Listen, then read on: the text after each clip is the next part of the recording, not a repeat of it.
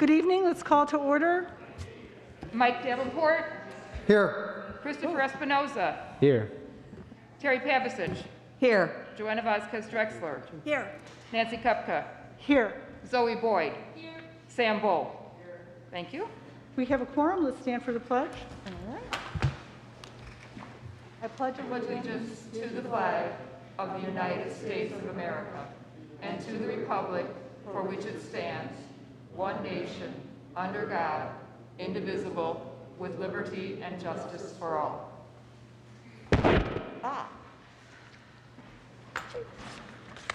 When I sit, I go shooting back. Good evening. We'll start with we need a motion to approve the minutes for the May 3rd, 2021 workshop meeting, the May 3rd, 2021 reorganization workshop meeting, the May 12th, 2021 Parent-Teacher Advisory Committee meeting. So moved. Second. Terry and Joanna? Thank you. Terry Pavicic. Aye. Joanna Vasquez Drexler. Aye.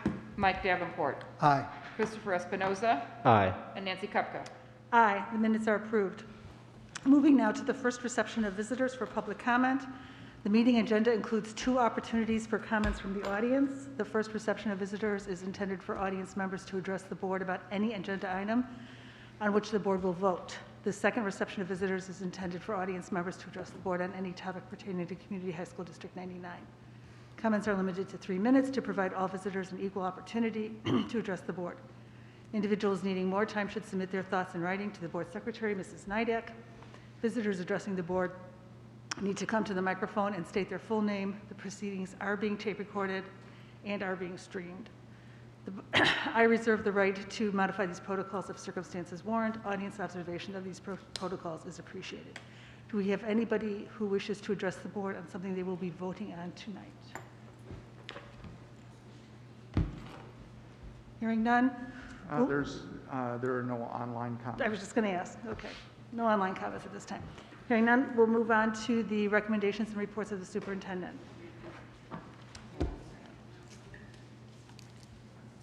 All right, we're going to start out by recognizing our outgoing student board members.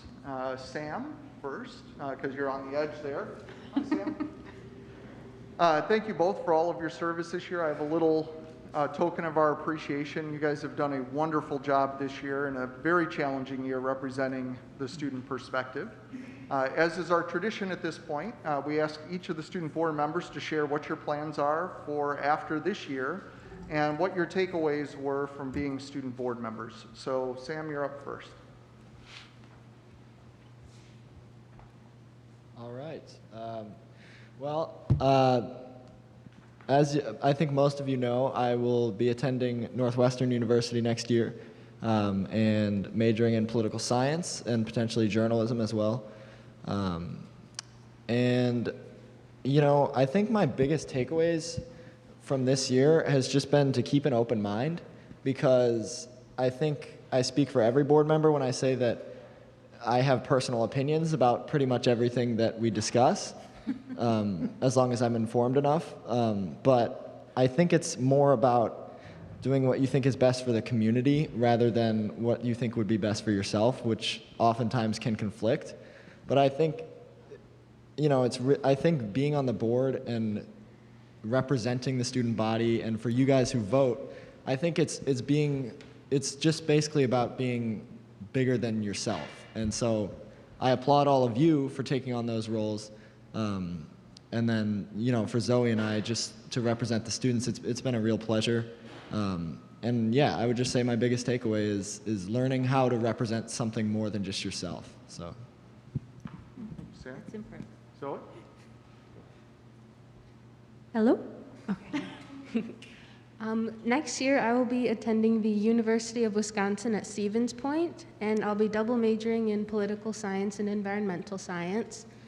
And one of my biggest takeaways from this year was probably just how important it is to actively engage with the community, because I went from a person that didn't even know that our school had a board, that this was an entire body of government, to having some of the most important conversations I ever have with people that I know well and some people that I didn't know very well before. So yeah, I really appreciate the opportunity, and I hope I can continue to engage with people I don't know.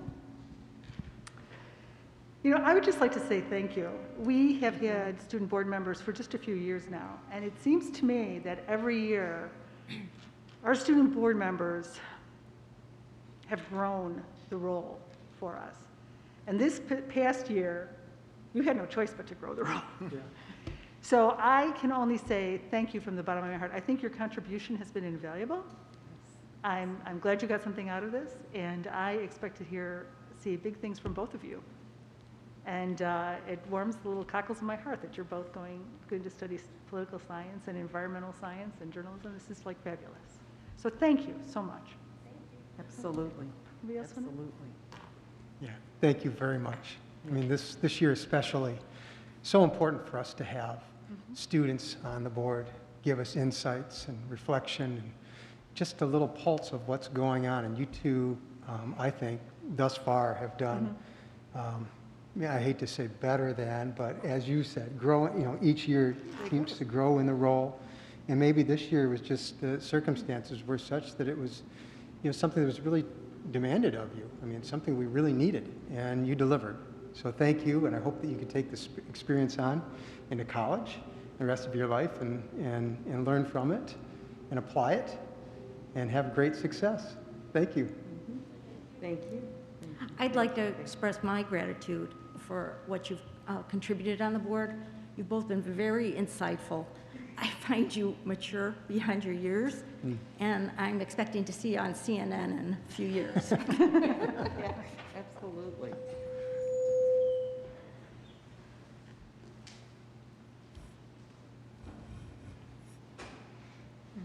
A little something? Just a little. A little something. Just a little.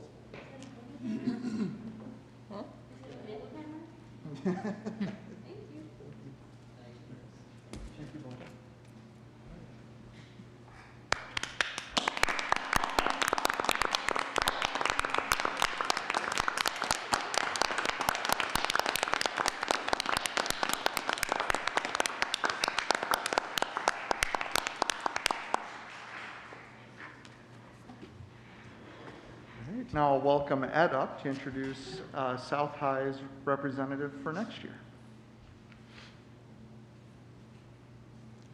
Well, I get the privilege of introducing Scarlett O'Hara, but I'm going to let her explain some of the things she's involved with because it would be far easier for me to tell you what she's not involved with.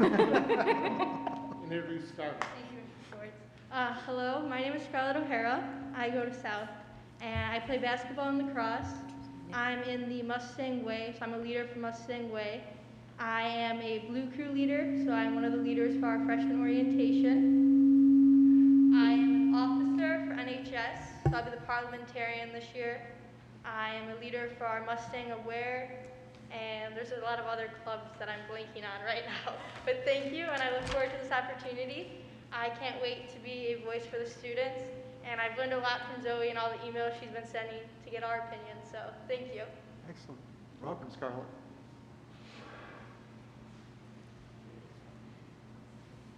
And Janice will introduce the North High representative. Hey everyone, so this is Jade Toledano, and Dr. Kupka's comment about our board members, I 100% echo, and I just want to let you know that there has been an increased interest in students applying, and we had several really strong applicants who applied this year, as we did when Sam applied. But Jade emerged as the top person, and I will let her explain some of the things that she's interested in and what she's involved in, and you'll see why she emerged as the top person. Okay, good evening. Like Ms. Schwartz said, I'm Jade. I'm from North, and it's an honor for me to be here tonight. I'm really excited for this position. It's an honor for me to be here representing my school, and even better, I'll be representing us for the rest of my high school experience. To name off some of the things that I'm involved in, I'm gonna forget some, like Scarlett did, but we have orchestra, vice president for student council, editor-in-chief of the Northwind Literary Magazine, leader for Erica's Lighthouse, empowerment club, orchestra, National Honor Society, Triumph Musical Honor Society, French National Honor Society, and I'm blanking on a few, but it's on there. And I'm really grateful for this opportunity to be able to give you the insight needed for the decisions taken for our students. I hope we can work together to make sure that our voices are heard. North has created this amazing environment where I have never felt excluded. My voice was also listened to always. And now being able to stand here before you today and knowing that I'll be that person to voice others' opinions is something I'm really grateful for. And I'm looking forward to working with you in the future. So a long year we have ahead of us, but I think we can do it. All right. Welcome, Jade. Because they still have much schoolwork to do this week, we're going to give them permission to exit out tonight and come back and see you when they're on duty next month. Thank you for coming tonight. Thank you both thank for you. being here. Thank you. Thank you. Okay, school year update and survey results. All right. I'll share what we're working on for the end of this school year here. Obviously, we're finalizing the end of the year. Our seniors have already hit their last day, last Friday, in anticipation of graduation this coming Friday. Hopefully the weather holds and it happens on Friday. We continue to advocate at all levels for changes in the quarantine rules. We had a long conversation with the DuPage County Health Department today. We're still frustrated that there's been no movement in those. However, it's not something that we can control. We can only apply pressure, as we have on a variety of topics all year long. We have vaccination clinics organized for our communities. We've partnered together with District 86 in Hinsdale. The first one is at Hinsdale Central on the 20th, Downers Grove South here on the 26th, and then 3 weeks later, we're back, so that'd be the 10th and the 16th. This is open to anybody over the age of 12, so 12 and older can attend these. So we reached out to our community partners today to send this out to all of our citizens around us, and just trying to get the word out that there are doses available for anybody that would like to get vaccinated. We're still planning for an 8-period traditional schedule when we return last fall. We're still waiting on that ISB and IDPH guidance. You may have seen the CDC recently updated guidance for the general public. Just a reminder, the CDC guidance is that general guidance that then the states, especially related to schools, have to then process and then issue guidance on. So Illinois has not updated any of this, the relevant language that corresponds with this CDC update. As I understand it, the first change that would have to be made for this to go into effect would be a change in the governor's executive order. And then Illinois Department of Public Health would have to issue new guidance as well. What the CDC has said and everybody else has said is that for Illinois schools, that there should be no changes put into place yet.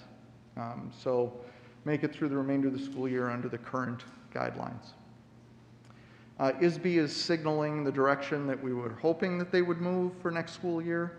They have a resolution proposed for their Wednesday board meeting, which essentially encourages resuming full in-person attendance for all students and removing the mandated remote option that was in place for this school year.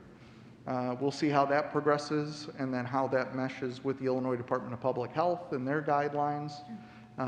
We've been asking to get this information sooner than later.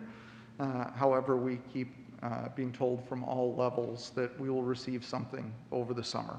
So as soon as we get information, we'll process that, but no, in absence of that information, we are planning for as close to a pre-pandemic return as possible.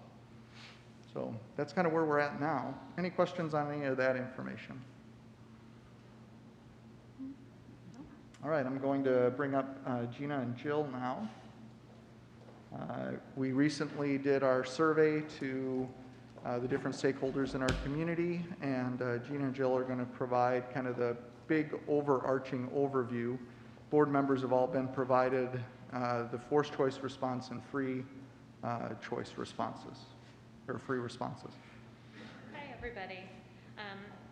At the the end of April, so the end of last month, we issued our final survey of this school year.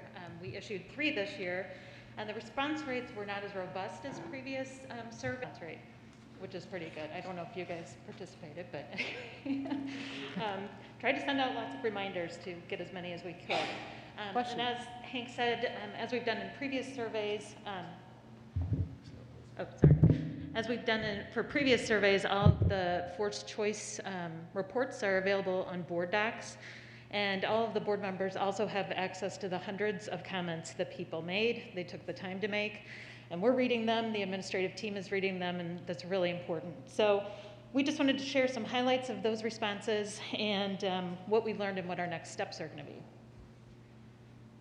Oh, there was a slide with how many people responded.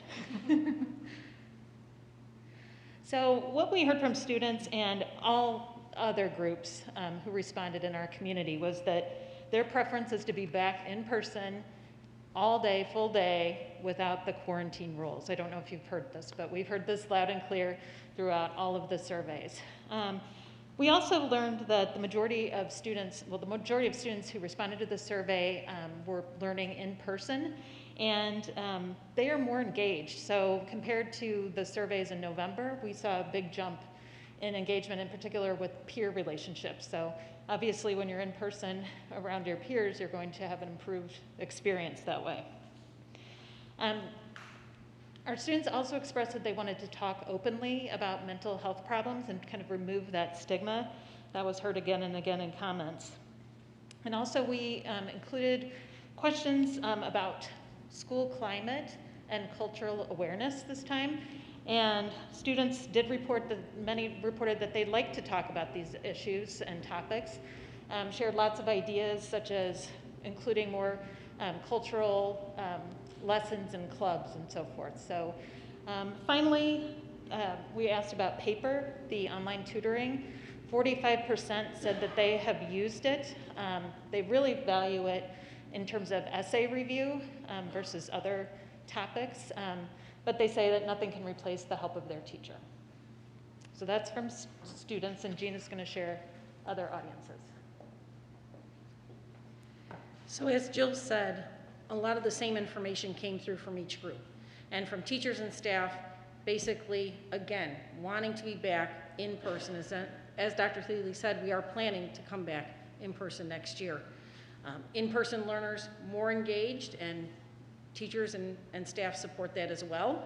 We have seen students not necessarily using other resources. Jill spoke about paper, and while we're really excited to see so many students using paper, students are not necessarily taking advantage of office hours or some of our virtual support hours. And again, teachers and staff really want to talk openly about equity and inclusion, which was certainly part of our professional development this year. Certainly want to see that continue and talk about specific strategies in terms of equity and inclusion. For families, again, want school to be back in person. Again, every group came back the same. The quarantine rules, finding them challenging with students 3 feet apart, and yet contact tracing 6 feet apart. Many thanking teachers for all that they have done and staff members for all that they have done through the pandemic. Some parents commented that they wanted more communication from teachers, especially when it's not just communication when a student is struggling, but also with positive things as well. Many families are concerned about the toll that this has put on our students, as are we concerned about that, and believe that all students should be treated equally. So in terms of next steps, with the feedback, we certainly know that all groups want to be in person. We're planning for a regular return to school as much as possible, certainly waiting, as Dr. Thiele said, guidance from the state. This is the first time we've gathered questions, and we use Panorama's questions. That's the product that we are using for these surveys. Their questions, and we plan to continue using the data and sharing that with others so we can identify areas of improvement. Any questions about the survey?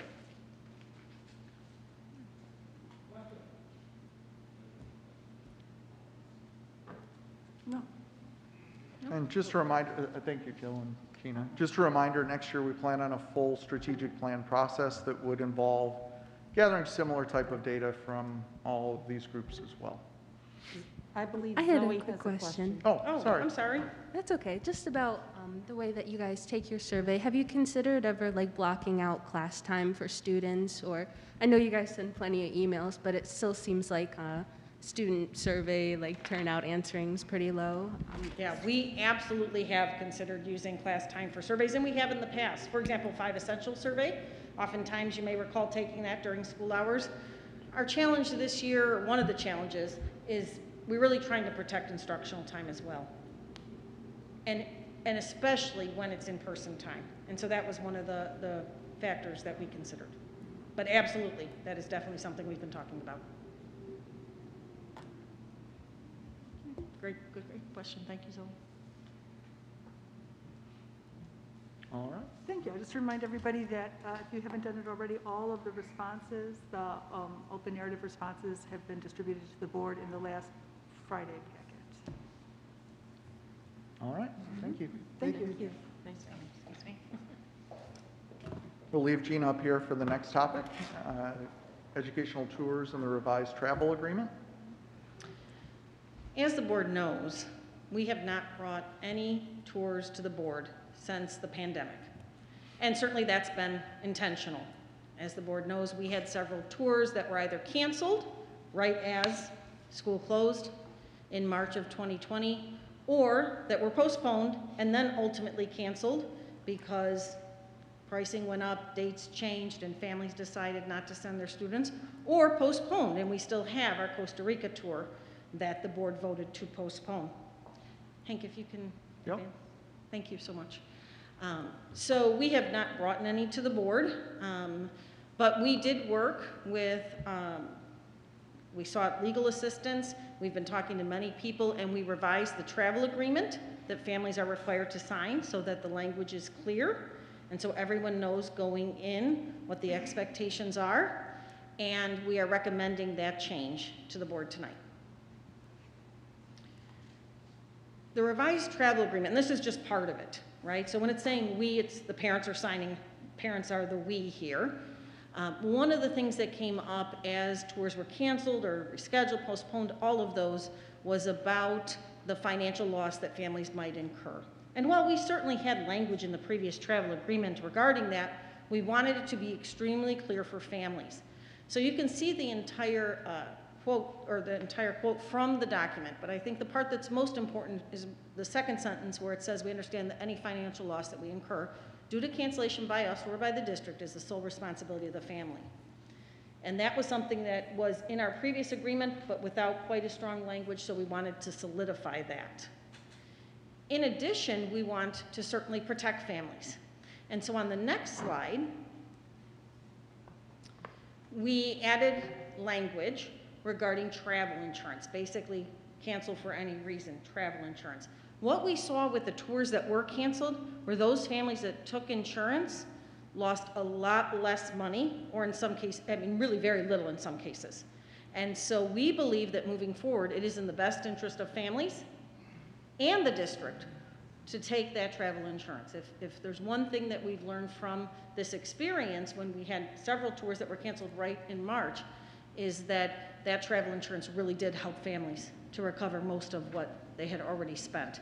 And so the language here basically is that we're requiring families to purchase travel insurance that covers cancellation for any reason, and that will be required to show proof that they have purchased that insurance. So those are the two key changes in the travel agreement. So moving forward, on a very much a case-by-case basis, we would like to go back to bringing to the board recommendations for educational tours. And those tours, those educational tours, they're directly linked to curriculum, directly linked to a course or a program activity.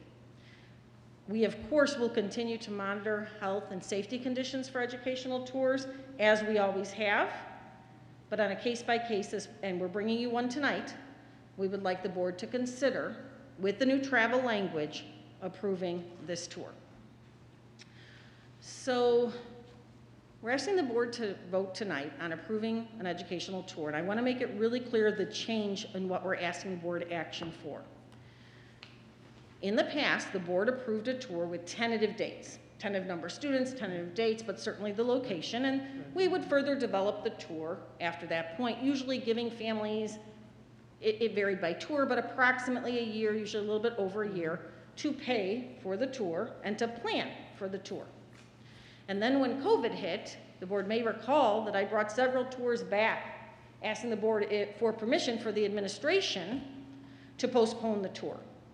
And while that definitely worked, sometimes it was a little difficult in terms of timing because the tour company set very specific dates. And while we worked with the tour companies and we were able to make it work, we're asking the board when we're bringing tours, like the tour that I'm bringing tonight, to really approve two things. To approve the educational tour that will continue to develop, and the board has pretty much always been that action item, to approve the tour, but also, and the and is key there, to approve the administration in adjusting, canceling, postponing an educational tour if the administration believes that the health, safety, and or welfare of our students and staff could be compromised. So giving sort of advance permission that if we need to, if there's a health or safety issue, we can make a change to that tour. The tour that I'm bringing forward tonight is a tour to Germany. This is a long-standing tour, and it would be our 11th going to Germany. It's an exchange, and it's an every 4-year rotation that our students from our orchestra, District 99 Orchestra, travel to Germany. And the next window after this would be 2026. So we really want to send our students in 2022, of course, if the health and safety conditions allow for that. This would enable families to start planning financially so they could extend those payments over a longer period of time. It would enable our staff members to continue the planning to ensure that the tour has all the benefits that it would of any cultural exchange program. So we want to start that planning now, realizing the tour is not until the summer of 2022. And also then our tour directors, our District 99 tour directors, can work with concert organizers and promoters to secure those performance venues. So the tour we're bringing tonight is to Germany for summer 2022, asking the board to vote to approve the tour and to allow the administration, if needed, to change the tour, postpone, typically cancel, alter substantially if needed for health or safety reasons. Questions for Gina? Questions? Yes.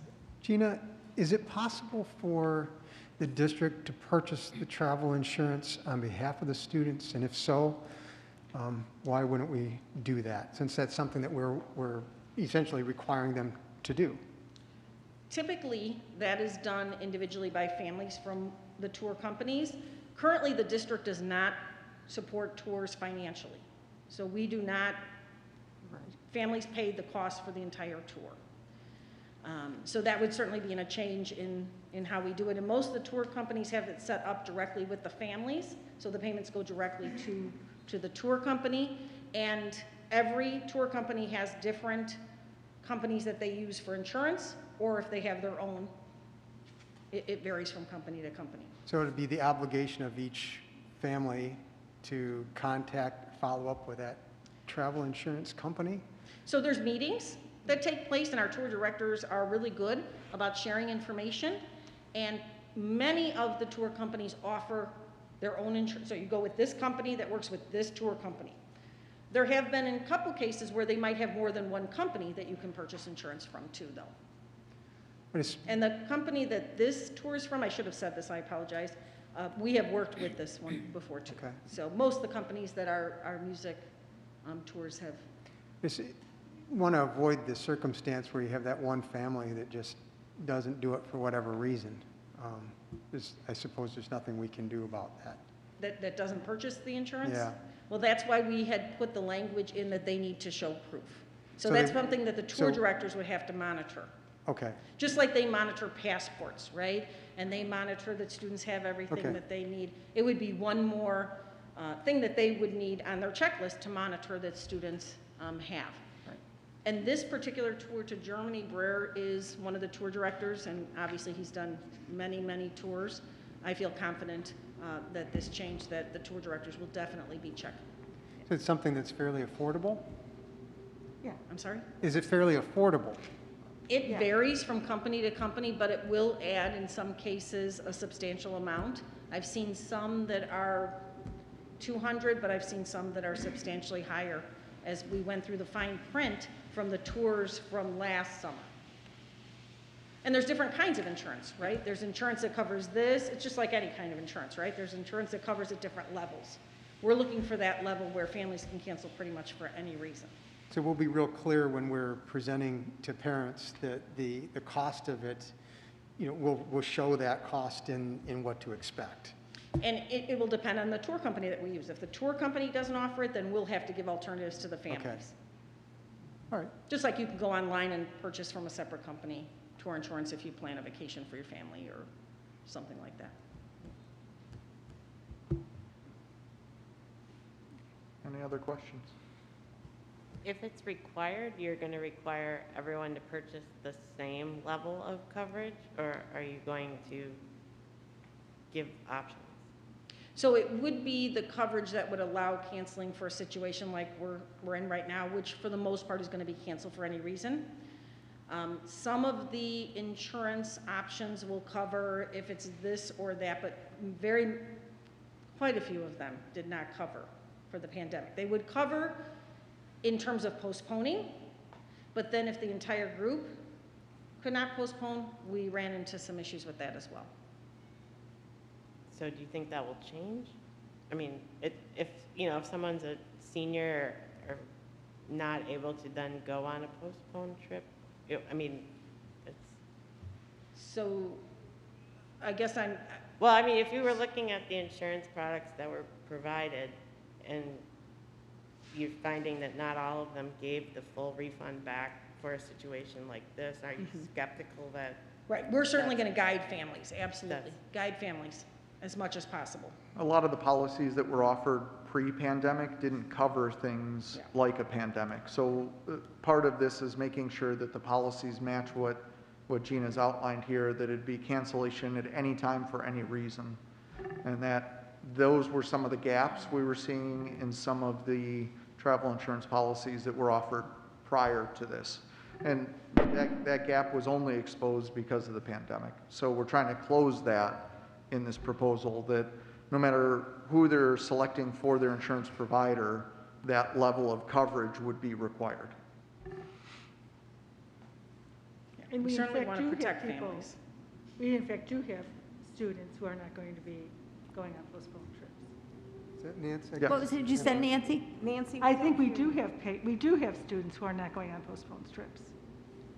We have trips that aren't happening as a result of the pandemic, that students aren't going on. Yes, we had several tours, educational tours that were either canceled right as the pandemic back in March of 2020. We had several that I had brought into the board to postpone, and yet not all students could postpone, and then in some cases the prices went up because of the smaller number of students, and then families declined. So some of those ended up canceling simply because students were pulling out of the tours.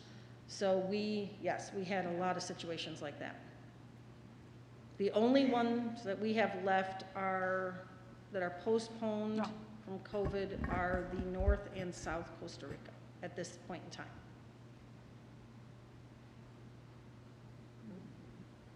All right, any other questions?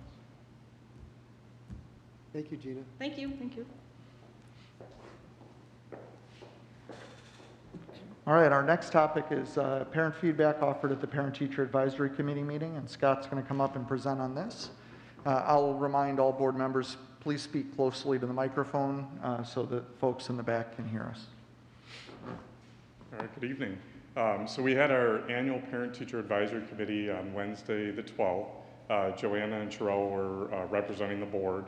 It was exciting. We had 33 participants, and we did it virtually. And that's a good number for us. Gina presented the consolidated district plan, and then Karen Taylor and Kelly Zerner reviewed some discipline data that looked at our disproportionate data, looked at the PATH program, and interventions that we're looking at to support students. So after the event, I sent out a Google form, so we will provide information to you from that. We're still gathering some data, but I will say that we always get really good feedback that really helps guide us as a district with this event. So any questions? I don't know if Joanna, if you have any comments? Or... No comments other than I thought it was really an excellent, compared from the last time we had where there wasn't anyone, this was really good. There was good feedback. People really participated. Good. All right, Thank you, Scott. Thank you. Good number. All right, I'm going to invite Rod up to present about changes in student data privacy that go into effect due to a new law that he'll explain to you, and he'll go through the details on this here. All right. Thank you, everyone, for giving me a few minutes to talk about data privacy tonight. There's been a tremendous amount of activity in the state. This is really something that's impacted dramatically every state, every district within the state. And data privacy's always mattered to us. In the 25 years that I've been here, we've always applied due care to the security and the privacy of our information. And the world that we're in now, we still have the same sensitive information that we've always had. The digital world that we're in now, you can see it on the news, you can read it in your news feeds, just the data breaches that occur and the significance of them. And virtually any size organization, even organizations that can spend millions and millions of dollars more than we do on security and keeping their data secure, has that occur. And looking back to, again, many years ago, if a teacher was interested in a new piece of software, typically there'd be a server that we'd have to purchase, or someone from IT would have to go and install that piece of software. Now, all of us really have access to an endless virtual world of software tools. We can hop online and pretty instantly access just an incredible array of free tools, and who are often just very willing to accept data that we share. So many of the decisions that we make today really have a significant impact. And as I said, we always have maintained a tremendous amount of personal sensitive information. And the difference today, again, as we move into the digital world, is the number of applications that we have, the number of data integration and sharing points that we have. Our data just doesn't stay in file cabinets in offices anymore. It's freely floating around, or it can be, and that's one of the things that we're trying to do, is make sure that that does not happen. Thanks, Hank. So the nuts and bolts of what I'm going to talk to you about tonight is the Student Online Personal Protection Act, or SOPPA. And this is something that's been around not that long, really, since 17, and it was brought into legislation then, again, due to this digital evolution and the sharing of data with vendors that were providing software that we use. And what brought it about then was just kind of almost like a gentlemanly agreement. There really wasn't much teeth in SOPPA back then. It really asked the school districts, hey, school district, we know you're potentially sharing data. Before you share it with a vendor, check their privacy policies, make sure they're going to exercise due care, and they have security practices in place. So it was just kind of an awareness. And a couple years ago, privacy advocacy groups and legislators got involved and said, you know what, this whole data sharing thing is getting out of control. There's just more and more data flying, and we need to put something in place to really lock this down. And I was fortunate enough about a year and a half ago, almost 2 years ago, to be in some of the early conversations with actually some legislators and other people around the state. And I can tell you at that time, some of the proposals were draconian. I mean, they were just, the penalties, the restrictions were, we would have been like locked in this tight. I'm happy to say that it evolved and it didn't end up that way. What it really addresses, I think, in my opinion, is two things: accountability and transparency. And, okay, Hank. So what I'd like to do is not to bore you in too many of the details, but I want to help you understand just some of the nuts and bolts and the salient points of what this new legislation to SOPPA actually entails. The linchpin of all of this is really the Data Privacy Agreement, or the DPA. Any vendor, software vendor, that we share what they call covered information, which is basically just information that identifies a student in virtually any way. Anybody that we're sharing that information with, we have to have a data privacy agreement in place, signed between us both. Doesn't matter if this is a Google extension that somebody just installed themselves into Chrome that happens to share, or if it's our student information system, and everything in between. So it requires us to have that agreement in place and signed. Technically, July 1st of this year is when this goes into effect. If we're sharing covered information and we don't have an agreement in place by then, we're technically not supposed to use that product until we do. I'll talk a little bit more about that at the end. Our data privacy agreement that we're using, over the past 6 months, things have really evolved in the state where us districts are now using a statewide agreement. Each district still administers that, but it really helped. It's just been so difficult to go out to vendors and get them to even understand what this is and sign them. And now that there's this movement where we're all kind of using a common instrument, it's making that a lot easier. Our agreement is 25 pages long, so there's a lot to it. And it covers things such as what kind of data are we sharing, who are we sharing it with, why are we sharing it, if we're sharing it with company A, is company A sharing it with others to achieve certain goals, and a host of other things. And some of the other things that we need to do besides that data privacy agreement is have a policy, which the board actually did approve these changes to policy in the last month or two, to indicate who in the district can sign contracts for those tools. It also requires us to implement reasonable security procedures. And actually, ISB was tasked with telling us what reasonable meant last summer. We still haven't gotten official directive on that yet, but I was in a call a couple weeks ago with a state rep, and there's a pretty good rumor now that we know what those are. And they're actually procedures that we've been following for years. So I feel really good about that. That's the one piece of this that I think we've addressed well.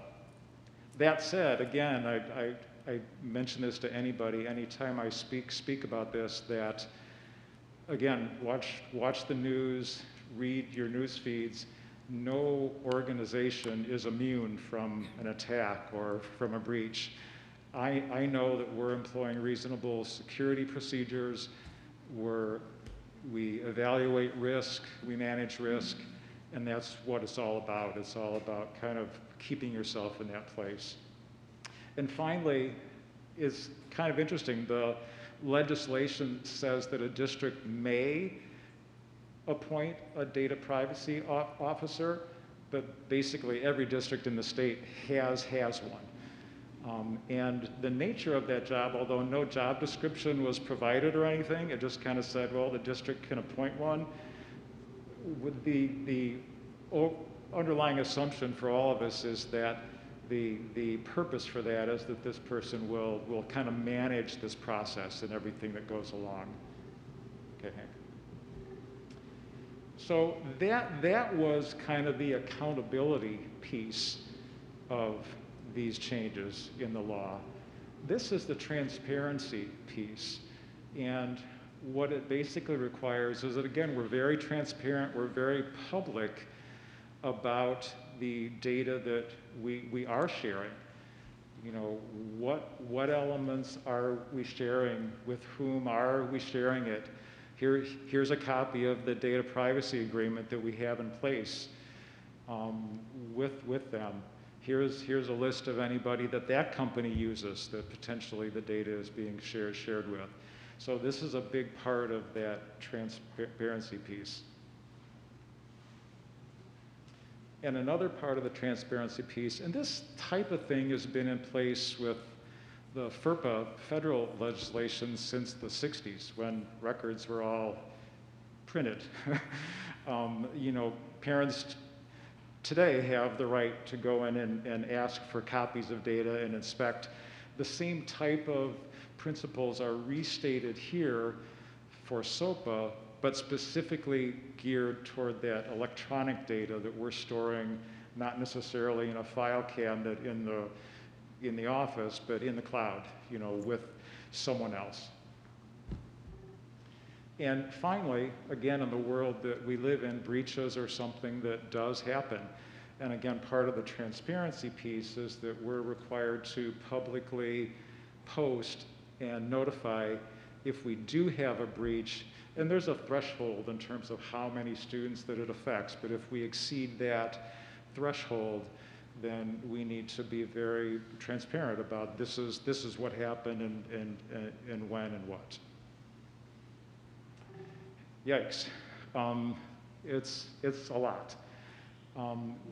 We have some software tools in place that, you know, through part of our internet filtering and virus protection and such, really do a good job of analyzing and assessing different applications that people are going, different websites that are being used that potentially involve logins and involve data being shared. And there's hundreds and hundreds and hundreds of those such sites. And we've been evaluating those, but we've been doing it kind of in a systematic way. So, so I wanted to just finish up really just by giving you an idea of here's where we're at. We started out, like a lot of districts that I've talked with in the state have, by identifying, you know, let's grab the big rocks first. What are those applications that we pay for? That, you know, this is something, we have a student information system, we use HAPARA, we use a variety of tools, and let's get those taken care of first. And we have over 75 of those that we were well on the way of getting agreements in place for those. We've already created the data privacy role, so we're good there. Part of the transparency part of what we're doing is we've created a website. Jill and Kristen created a template site for me, and I've built it out with pretty much all and maybe even a little more of the requirements that SOPPA sets forth, so that we're covered on that transparency piece. And we've also reached out to district and building administrators, department chairs, and teachers in a way to start to collect from them what are those applications that you use every day and rely on that you're potentially sharing data with others that we might not know about, because they're not ones that maybe I pay for. And so we've got about 350 plus of those that that we're looking at as well now. So as we look moving forward from here, we've begun to retool our application request process. We had an electronic form and a process in place in years past when a teacher would be interested in a new piece of software or a new tool to request that in a formal way so we could, vet the privacy policy and make sure there's not another option that's already used. That process, obviously, with these requirements will change. So we're adapting the process so that it accounts for those. And there'll be an ongoing need just for sharing this, like I'm sharing it with you tonight, and training really people on this process. And information security and privacy is largely a human problem. I know it's seen oftentimes as a technical one, but when it comes to phishing emails and ransomware and data that's potentially misshared, there are so many human elements to it that just the ongoing awareness and training is really, really key.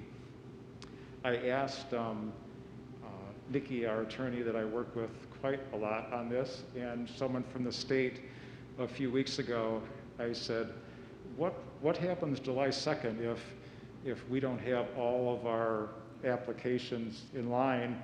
Am I going to SOPPA jail? And they said, well, Rod, number one, there's not a SOPPA jail.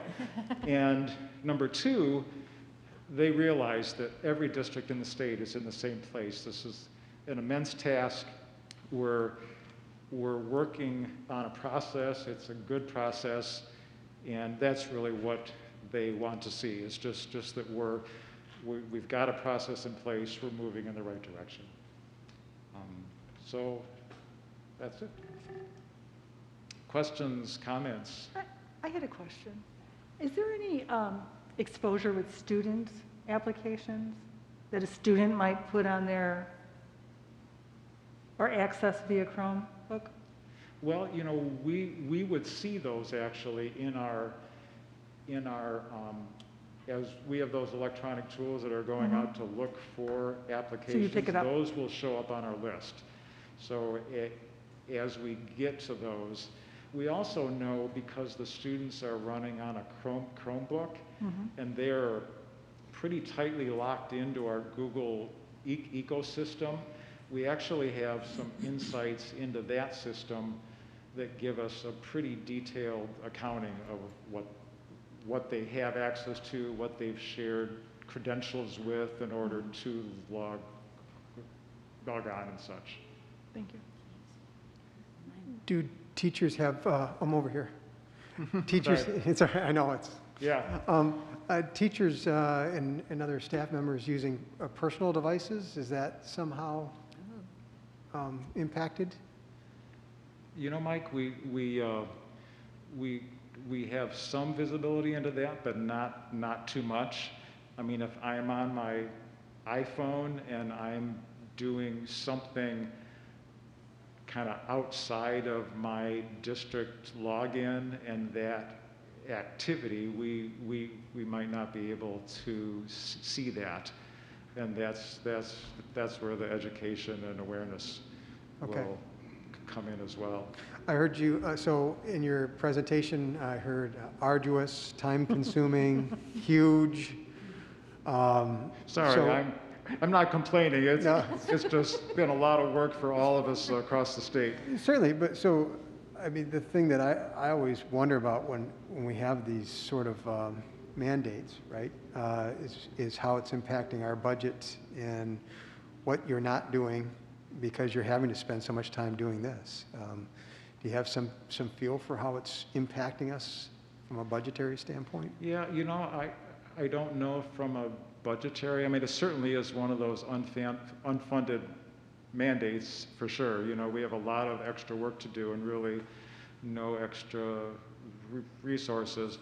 I'm fortunate where I have just a phenomenal team, and we've all just kind of pitched in and done the things that we have to do. So, So I didn't- nothing came off the plate. This just went on with Oh, right, everything yeah, else. yeah, Okay. no, there's, Okay, there were no other tasks lost, yeah. okay. Yeah. I would be remiss if I didn't point out that Rod is amongst the national leaders on this topic. It serves our whole entire profession well, and our district is well served by Rod's work on this. So I thought it was important with these big changes coming that the board and the public was aware of what was headed our way come July 1st, and we'll try to keep Rod out of SOPPA jail. I was going to say, that would be a national headline then. Yeah. SOPPA jail. Thank you, All right. Rod. Thank you, Rod. thank you, Thank you, Hank. Rod. Thank you. Before we move on to our next item, can I just ask the audience members to do a mask check? Because I see a couple of masks have slipped down. Thank you. All right, the next topic is English department novels, and I'll turn this one over to Mark. There's a memo that I'll just go through some of the highlights in your packet, in the agenda. We have a large Mark, can you get close to the mic, please? large amount of information that doesn't go through the electronic, and that's getting the electronic age, and it's the novels that we purchase, and part of the program for that is the kids have that, they can make markups in it. These are given away through the English department, and there's something that we've been doing for several years now is going out to bid for this, because there is some competitive action for this. So we had 7 bidders that came in that was published in the local newspapers, and but also we sent out requests to vendors that we'd worked with or we knew about. 7 requests came in. The lowest is BookPal, who we used 2 years ago. I spoke to the president of the company, and I said, welcome back. We had really good relationship with them. They did a very good job.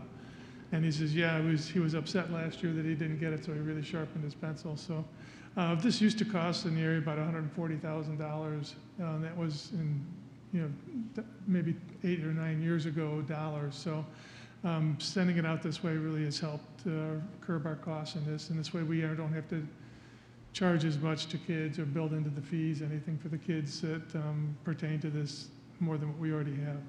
So the recommendation is to approve BookPal for $111,526.92. And they'll have all the books to us by July 30th. Wow, very good. Any questions for Mark? Mark and Jerry have really turned this process around for us and saving us money as a result. All right, master facility plan update. Just a few things as we head into the last few months of this. Not many of these reports left. Where we currently sit with the master facility plan is a remaining contingency of about $333,000. Remember that built in also already are allowances that add up to about $500,000 between that and other spots that we have made sure that we're protected through the bidding process. So we're in aggregate, contingency in all forms is sitting at a little over $800,000. So we feel very comfortable with this heading in to the summer to get all of the work done that we have anticipated. So any questions on the budget? No? On time, on budget, where we hope to be. Yeah. A few images here for you. South High Auditorium is pretty impressive. Hopefully everybody gets a chance to get into there soon. Their board members or the public will be able to get in there next fall. But what a great space that's going on there. The Learning Commons coming along. It's kind of fun when we went on a tour with Jenny and Joanna. They actually dropped a piece of the plywood so you could actually see the existing space starting to connect with the Learning Commons, which was a new feel that we hadn't experienced before. And the students come down that main hallway, they can kind of peek in and see what's happening there. North High Learning Commons really coming along. The tile work is there. You can really feel that space really coming into form now, even to the point where We had our first celebration in the Learning Commons last week. The North High students and staff celebrated the fact that Janice is retiring this year and did a little impromptu celebration, including the band in that space. So that's the official first event in either of the Commons, so well-deserved and well-recognized for Janice. That's kind of my report on the master facility plan, but Joanna and Jenny actually went on a tour. I don't know if there's anything else you wanted to call out from your experience. I think, sorry. Yep, got to pull it in close. I thought it was spectacular. The combination of, creating a flow, and especially at North, capturing the history of the building and keeping it intact. And then also having some outside spaces for the kids to go and a little bit more bandwidth in their lunch hour so that they can enjoy it more. So Yeah, I was impressed beyond belief. I thought at the North Campus, I think it's very harmonious, the way the old and the new complement each other. I was totally impressed with culinary arts section, the state-of-the-art equipment. Over at South, that auditorium is, golly, I just envy those theater students so much. That is just fabulous.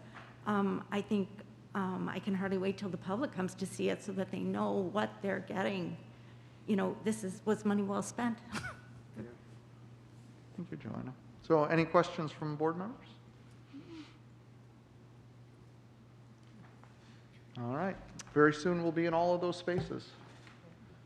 All right. FOIA requests. We received some and we filled some, and they're always listed on our website. Okay, we'll move on to the consent agenda.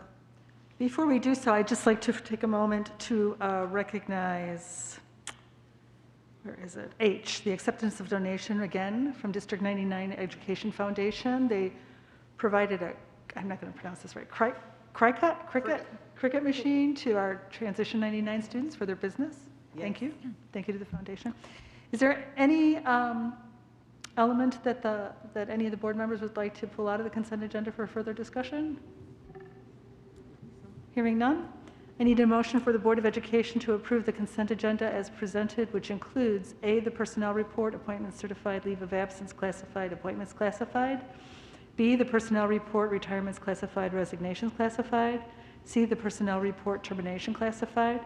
D, the personnel report, salary and benefits wages, wage increase classified. E, the financial pages. F, the 2020-2021 final school calendar. G, the 2020-22, 2020-23 recommended school calendar. H, the acceptance of the donation from the District 99 Education Foundation. And I, the resolution authorizing depositories. So moved. Mike and Terry. Thank you. Mike Davenport. Aye. Terry Pavasich. Aye. Joanna Vasquez Drexler. Aye. Christopher Espinoza. Aye. Jenny Hagstrom. Aye. And Nancy Kupka. Aye, the consent agenda carries. Next, we'll move on to the action items. We need a motion for the Board of Education to approve the orchestra tour to Germany and Austria, June 9th through 22nd, 2022, and allow administration to adjust, cancel, or postpone this educational tour if the administration believes that the health, safety, and/or welfare of our students and staff could be compromised. So moved. Second. Joanna and Mike. Thank you. Joanna Vasquez Drexler. Aye. Mike Davenport. Aye. Christopher Espinoza. Aye. Jenny Hagstrom. Aye. Terry Pavasich. Aye. And Nancy Kupka. Aye, the motion carries. Next, I need a motion for the Board of Education to accept the lowest responsible bid of $111,526.92 from BookPal to provide novels in accordance with the specifications, instructions, and requirements provided in the April 23rd, 2021 request for proposals for Community High School District 99 English Department novels. So moved. Second. I didn't hear it. I'm sorry. Oh, I seconded it. Terry and Joanna. Terry and Joanna. Thank you. Terry Pavasich. Aye. Joanna Vasquez Drexler. Aye. Mike Davenport. Aye. Christopher Espinoza. Aye. Jenny Hagstrom. Aye. And Nancy Kupka. Aye, the motion carries. Under old business, we have appointment of board committee liaisons. Everybody got their requests. So we have Sherelle and Mike on the policy committee. Chris is going to take over as representative to the IASB Governing Board and Delegate Assembly and the National Assembly as well. SACID, Joanna will remain on SACID. Jenny is going to take over as a representative to LEND, and Terry will remain on the 99 Foundation. This is, this is above and beyond. This is additional hours out of every month, and we really do appreciate your representation of the board at these events. Okay, now we're going to move to the next reception of visitors. Guidelines are posted on the monitors. This is the second reception of visitors, which is intended for audience members to address the board on any topic pertaining to Community High School District 99. Comments are limited to 3 minutes to provide all visitors an equal opportunity to address the board, and I'm going to ask Dr. Thiele to be our timekeeper. Individuals needing more time should submit their thoughts in writing to our board secretary, who is Mrs. Nidak. Visitors addressing the board need to come to the microphone, state your full name. The proceedings are being tape recorded and they're being streamed live as we speak. I reserve the right to modify these protocols if circumstances warrant, and we appreciate your observation of these protocols. Who'd like to address the board? Come on forward.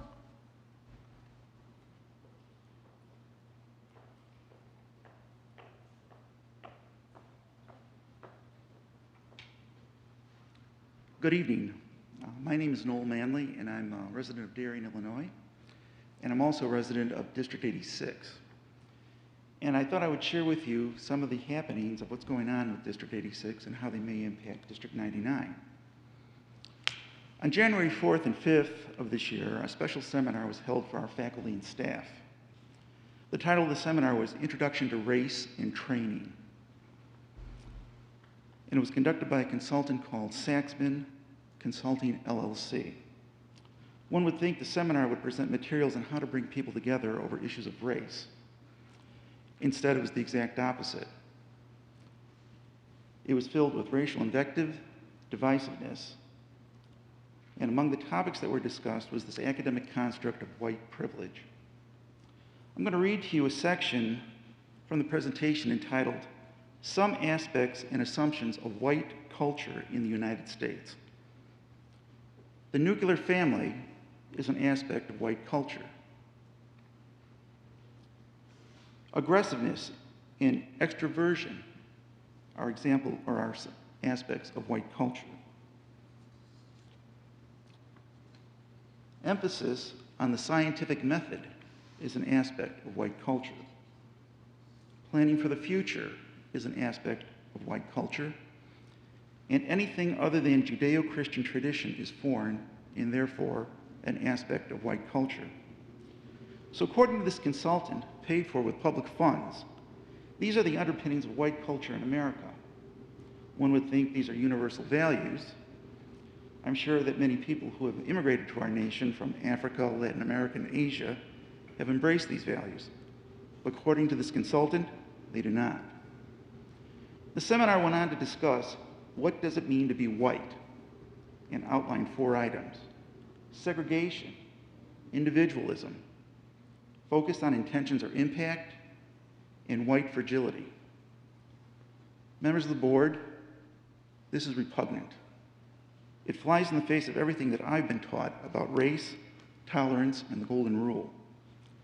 Instead of teaching respect for differences, District 86 paid $49,000 to this consultant to advance victimhood, divisiveness, vengeance, and retribution. Be warned. If it hasn't already happened here, these hucksters are coming in soon.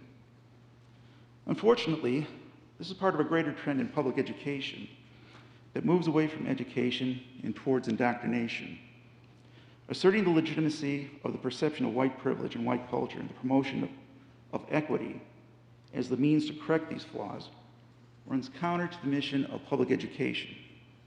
Public education is meant to teach, enlighten... I'm sorry, sir, your time has expired. Okay.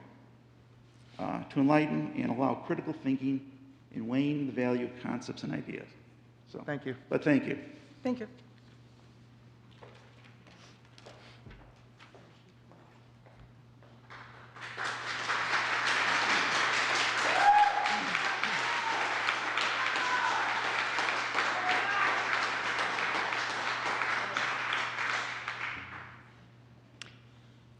Good evening. My name is Laura Hoyce. I live in Downers Grove, and our son Reed is a junior at Downers Grove North. It's good to see you all again. I speak for parents and community members. We are fighting for the students and for the teachers who can't speak up to say how they feel. The far left has been working to indoctrinate rather than educate our young people. Our schools are on a fast train, heading in the wrong direction towards socialism. Radical Marxist leftism openly rejects America's values. We must act to counter that with unwavering, optimistic messages of freedom, opportunity, and patriotism. Let me give you 3 examples of how we can put this fast-moving train back on the right track.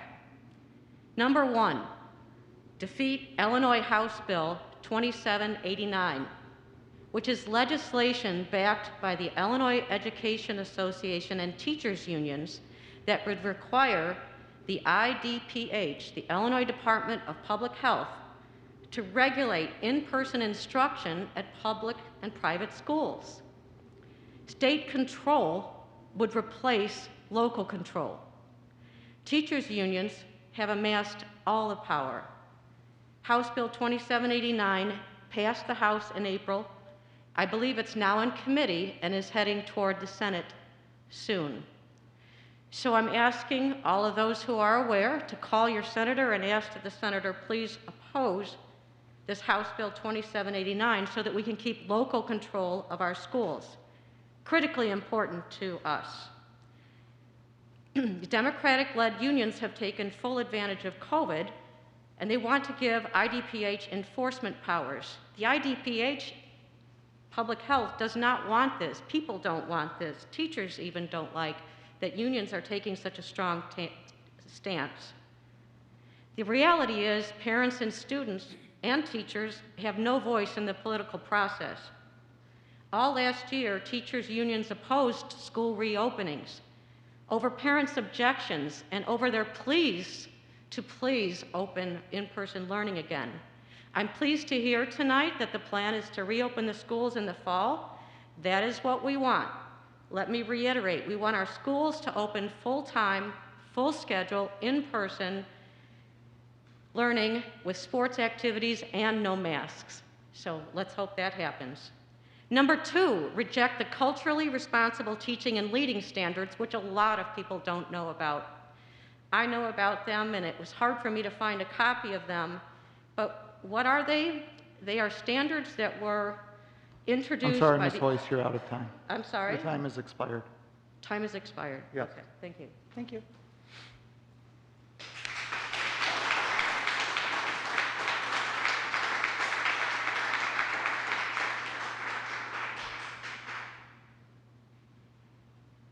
Somebody's coming from the back.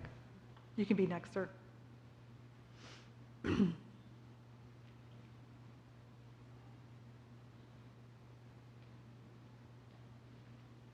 Good evening. My name's Jim Wool. I'm here to discuss a survey that is given every 2 years to the students. In the introduction, it says the questions ask you about a number of different things, including health and social indicators such as substance use and prescriptions, bullying, violence, and other information about your school and your family. This is really none of the business, okay, of this survey, the questions that they ask and the answers that they want. The survey is sponsored by the University of Illinois School of Social Work. In the first set of questions, are you male, female, transgender? Do not identify as male or female or transgender. Really, again, what business is it of the school to know this? What is your race? Who do you live with most of the time?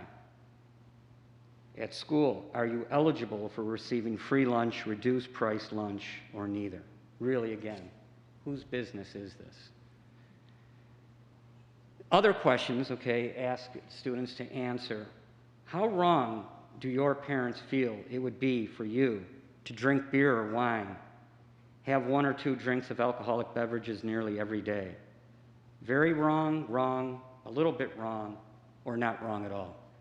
Again, What is the reason for these questions? They're not for educational purposes. These questions do not help teachers design math curriculum, science, reading, arts, foreign language. There's no purpose for these questions. Another question, during the past 12 months, did you ever feel so sad or hopeless almost every day for 2 weeks or more in a row that you stopped doing some usual activities? Another question, during the past 7 days, on how many days did you eat dinner at home with at least one of your parents or guardians? I really think that this survey serves to remind some students how lonely and dysfunctional their family life can be.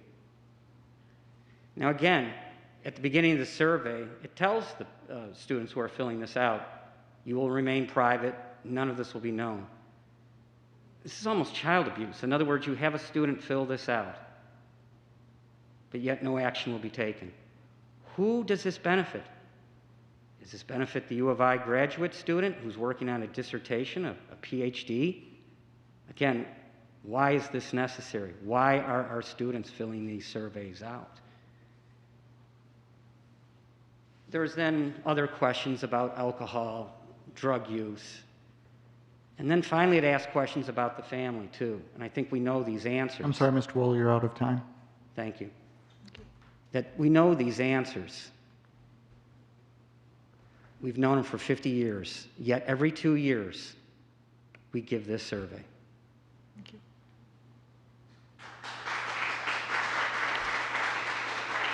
The gentleman, yeah.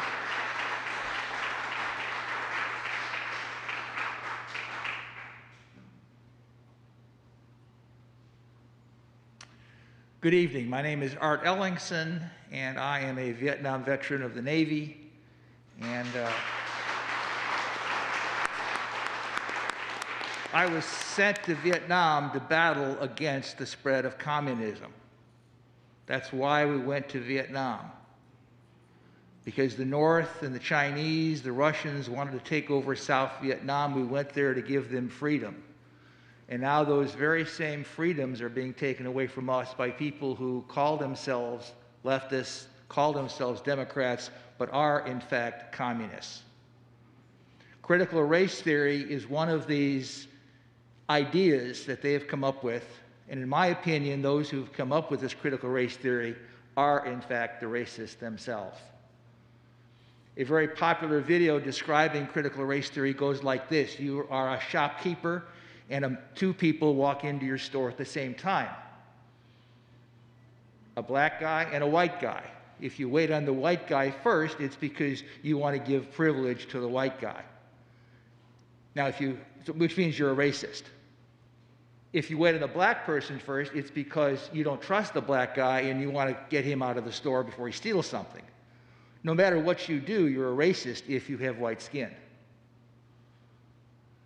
This is anathema to how our country was founded and raised. We are the least racist country in the world.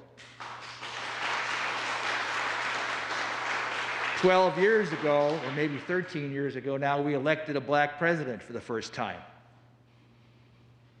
If the white supremacist ideas were true, that never would have happened. Yeah, there are a few white racists in our midst, a few white supremacists, but they are slim and far between. The vast majority are not. I was raised to be colorblind. I was raised that some people have a permanent suntan and I don't. And that's about the limit of it. But this critical race theory stuff, this 1619 project, is harmful to our children, harmful to our country. And it should be resisted completely. I'm going to hold up my cell phone briefly, not doing anything with it, just want you to see how big it is, how small it is. When my kids were in high school in 8th grade, there was a page in their history books that had a box in it small enough to be covered up by my cell phone. Everything in those history books about the Vietnam War was in that little box. So on a totally different topic, I'm going to let you know that there are Vietnam veterans such as myself who travel around to schools to teach the Vietnam War. I took 640 color slides. And I don't want to brag, but I actually knew how to work a camera back when I was in Vietnam. And I have beautiful color slides of what went on over there. I've got color movies. I'm sorry, sir. Your time has expired, but I do recommend to Dr. Kupka that we expend his time 30 seconds because of the interruptions during his presentation. That's fine by me, and I just want to interrupt and say thank you for your service, but please go ahead. Including movies of downtown Hiroshima, Japan. How many people have been to downtown Hiroshima and can see what it looks like? But I encourage you to invite some Vietnam veterans to come to your history classes and teach the Vietnam War as it happened, and I'm willing to be one of those people to do it. And I'm an officer in 3 different veterans groups, an American Legion post, a VFW post, a Vietnam Veterans of War post, and I can help facilitate for you the connection with these different organizations so you can get the perspective from the Army guys, from the Marine Corps, and from the naval people as well. Thank you. Thank you, sir.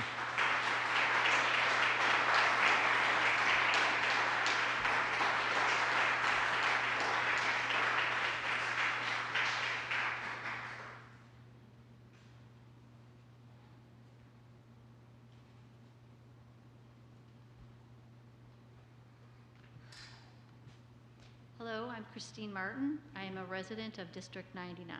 Christine, could you bring your mask up, please, over your nose? Thank you. I'm here this evening to state unequivocally that I oppose the implementation of the critical race theory curriculum. As dangerous as CRT is, the second scariest problem with CRT is that the large majority of parents aren't paying attention, because if they were, the curriculum of critical race theory would never have made it this far. I am one of those parents that does pay attention, along with many people here tonight. I have been a thorn in the side of many school administrators due to what my children have been taught and not taught. I've witnessed the anti-American, anti-religion, anti-man, and now anti-Caucasian indoctrination of all our children. That includes your children as well. We, as a family, are no longer part of the public school system because we had had enough of a large number of teachers and administrators teaching kids to hate their country, some berating and embarrassing students if they had opposing views. I also had zero tolerance left for the mindset set forth subliminally to students by both Downers Grove High School principals and Hank Thiel that weakness of character is actually a positive attribute. And now, critical race theory. To sum up for those who are just learning now, as simply and briefly as I can state, critical race theory is built on the intellectual framework of identity. Specifically when it comes to our public schools, it is changing how teachers teach and how students learn. They are wanting to divide and punish students by color of their skin and grade of behavior on political viewpoints. Academic achievements through hard work, critical thinking are no longer part of the equation. CRT is not only in our schools. To name just a few, it is in our government agencies, our human resource departments, corporate America, i.e. cancel culture. CRT is a dangerous, dangerous growth. The agenda with race is dividing people. I object to the view that any of us should be judged by color of our skin. By viewing every element of education, history, and every facet of society through the lens of skin color and race, we are desecrating the legacy of Dr. Martin Luther King Jr. and ultimately violating the movement for which such civil rights leaders believed, fought, and died. Sierra teaches that our black fellow Americans are unable to succeed in the country without aid from government. Adapting critical race theory is attempting to push the viewpoints that black Americans should be regarded as helpless victims and are incapable of successful regardless of their skills, their talents, and their hard work. What CRT strives for, like a wolf in sheep's clothing, our children, black, white, brown, will be taught very true and correct definition of racism. CRT, critical race theory, is racism. Your time at its has finest. expired. I'm almost through. Your time As has a school expired. board, Thank you. Significantly more important, as parents yourself, your children are part of this too, not just ours. Ma'am, So I'm please, sorry, but when we you have go other people tonight, who wish to please approach the think board. seriously about what you are supporting. Please don't lean on the excuse that you must follow state and federal guidelines. This is our district, and with one district stands up to what is right, other school districts will follow. There is power in numbers. I plead with you tonight to choose ask to you be to sit down, positive please, and or we're going to strong conclude the part open of the discussion. equation. Thank you.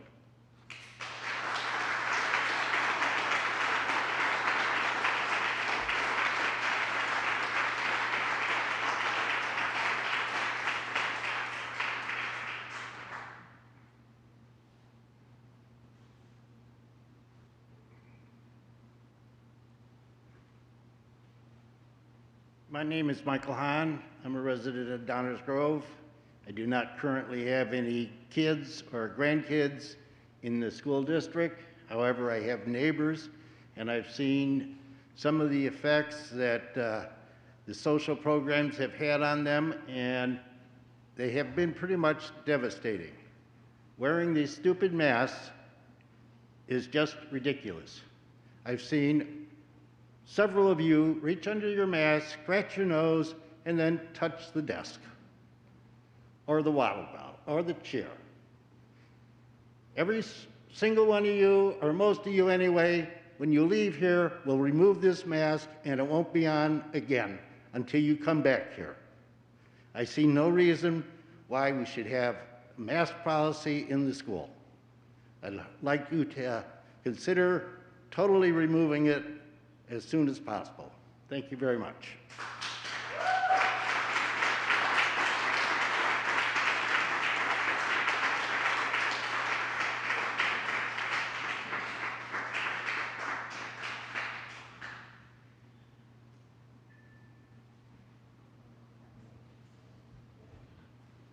Is there anybody else who'd like to address the board?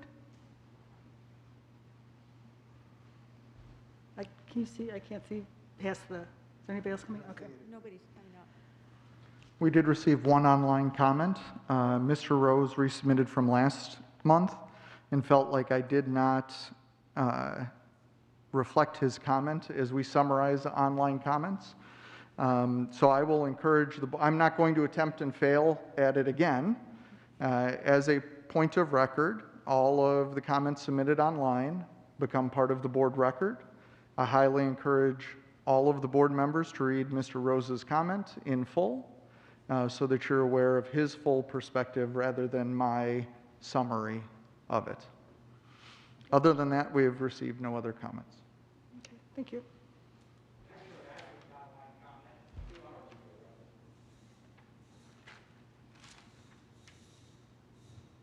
Oh, yes, you did, Mr.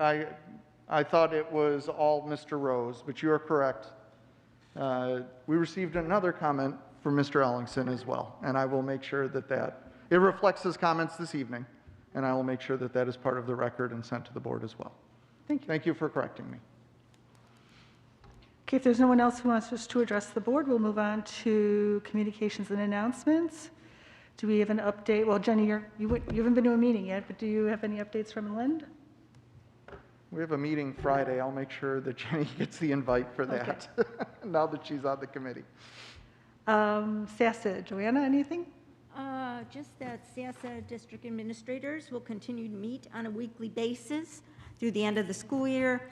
These meetings have morphed in short into structured gatherings where they exchange ideas, suggestions, and help each other problem solve current issues that they are experiencing. SASA administration provides updates to programming information, legal updates, and support for any upcoming needs. And registration for the next school year in the next 2 weeks. Registration packets for SASA programs for the 2021-22 school year will be mailed home to families based on menu requests. Thank you, Joanna. Okay. Terry, the foundation? We're meeting this week, so I don't have anything to... No report, okay. Illinois Association of School Boards, I don't know if you all saw in your emails today, but they're going to try to do the annual meeting in person this year, so. November 19th through the 21st, I think. It's fabulous, yeah. Correct. We'll be sending out more information on that, and I'm sure Julie will be reaching out to arrange for those that wish to go. Good. Highly recommended, and usually there is a day and a half for new board members for some intensive training if you're interested in going.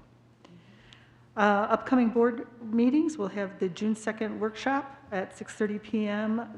And all these are here, correct? The June 2nd is the IASB workshop. Oh, that's right. That's and totally closed. we need to see what the ruling will be from IASB on physical distancing.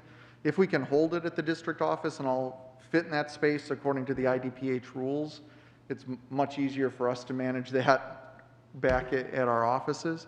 But if we need to spread out to a larger location, we'll let you know where that's at. We will open in public session, reception of visitors, and go directly into closed session. There will be no action taken at the. No action taken. Yeah, it's closed session for IASB and for personnel.